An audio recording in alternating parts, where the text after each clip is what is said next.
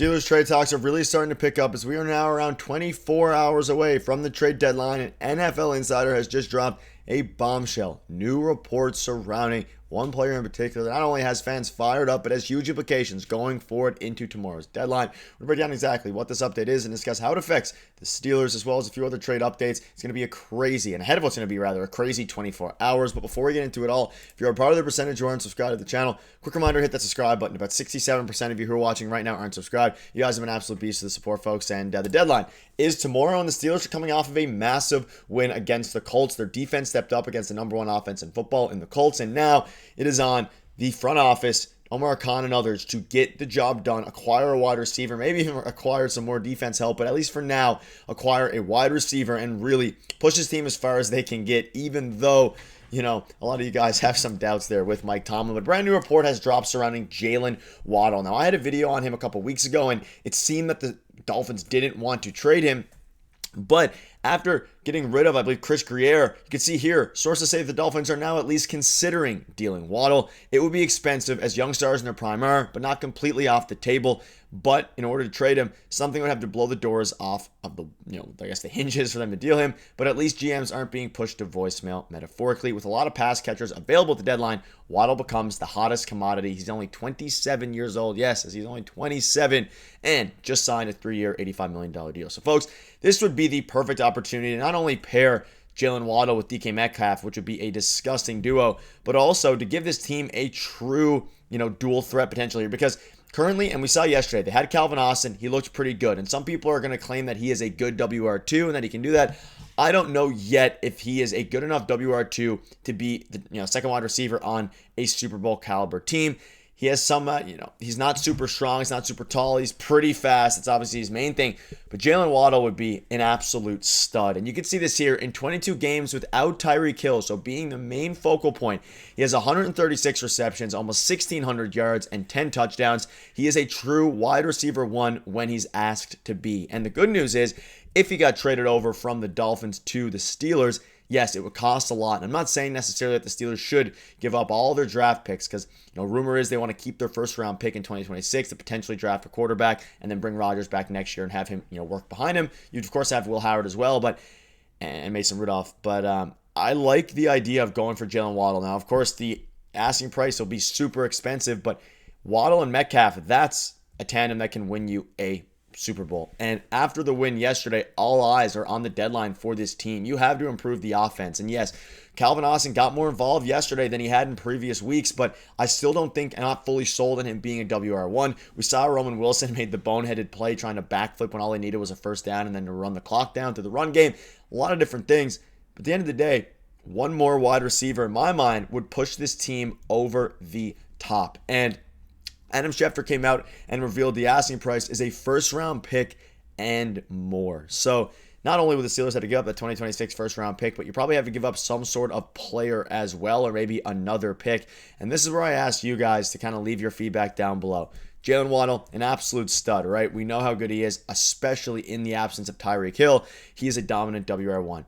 Would you be willing to give up what their asking price is, which is, of course, a first-round pick and more for Waddle, to not only give you someone who has another 2 years of control, but also, or at least another year after this one of control, but also to pair with DK Metcalf, be a good true route runner and do all the things that not necessarily DK can't do, but maybe isn't quite, as good at. Now, at the same time, first-round pick for a wide receiver that last year in 15 games only put up 744 yards, that's where things become questionable. Now, of course, Tyreek Hill went down, or Tyreek Hill was involved most of the year last year, or at least some of the year last year, obviously went down with an injury, but the Dolphins quarterback last year with Tua, his concussion problems, their quarterback situation was awful. But when healthy and when Tua was in his prime earlier on in 2020s, 2021, 2022, 2023, back-to-back 1,000-yard seasons. And of course, Waddle himself is really, really good. And if you could pair him up with Aaron Rodgers, who's having a very good start to his career, 1,700 passing yards, 17 touchdowns, or his Steelers career, that is, 5 interceptions, and 103 quarterback rating,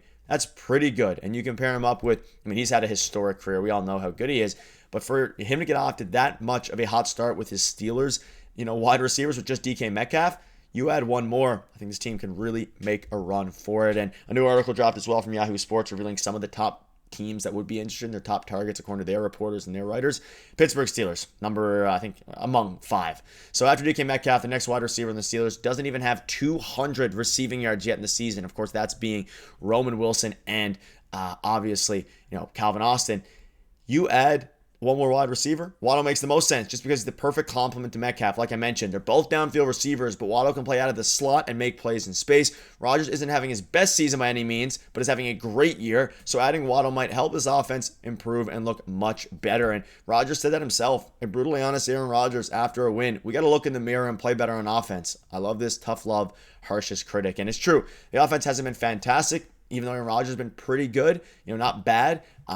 I guess, given expectations and given how his very, very brief Jets career ended last year, very encouraging signs, right? Of course, for the veteran quarterback. But let us know rather, down below what your thoughts are on this. I'm all in on Jaylen Waddle. I think it makes a ton of sense. Of course, what matters is, are you willing to give up that first-round pick? Some might be, some might not be. But at the end of the day, they're going to get a wide receiver. We'll have another video coming later tonight. It could be Rashid Shaheed. It could be Chris Olave, all these different guys. But Waddle is now, for the first time, at least not being completely unavailable, and things can make this team a lot better, or this could. So let me know down below what your thoughts are. A few other things on this. I want to touch on this quote that I just showed you guys again from Aaron Rodgers. They do have to play better on offense because the defense has been one of the biggest problems, right? They've been one of the worst defenses in the NFL, and they're one of the highest paid defense in the NFL at the same time, and they haven't been good. Yesterday, I think that was a turning point for this team. You're going up against a MVP candidate this year, at least thus far, in Daniel Jones. And of course, you also look at how their offense is being deployed with Jonathan Taylor. We saw them run a bunch of trick plays. Like, they were playing with confidence at an all-time high, being 7-1 heading into last week, of course, being 7-2 now. And they did really good. The defense shut it down. Kyle Duggar played a lot. Not easy to do arriving Thursday. No big mistakes. Help stop the run. Way to go. Kyle Duggar did great in stopping the run. That is what he was brought here for. We saw Jalen Ramsey play the safety position, which was pretty interesting. We saw a bunch of guys defensively step up. TJ Watt finally get a strip sack recovery, which is something that this whole defense has been waiting for a very long time, and ultimately he did it. He got the job done. He was pretty excited about it because TJ was one of the players who called out the defense to his own degree and said, we got to take things slow things down, and really make an impact there in the defensive end. They did it. You beat the one of the best records in the NFL, and you do so on the back of course, Aaron Rodgers and him finding his new temporary favorite target in Darnell Washington. Because yesterday, keep in mind, Metcalf, I think he had 6 yards. He had a very, very small amount of impact in that game. They used their tight ends. They used Calvin Austin, and they used Roman Wilson a little bit. But let me know down below if you want them to acquire Jaylen Waddle, or do you think they should hold out and maybe get a guy like Rashid Shaheed for a third instead of Jaylen Waddle for a first? It's going to be a crazy next 24 hours. We'll keep you up to date every step of the way. Thank you guys for watching it. Let me know down below your ideal wide receiver to acquire from Omar at the deadline.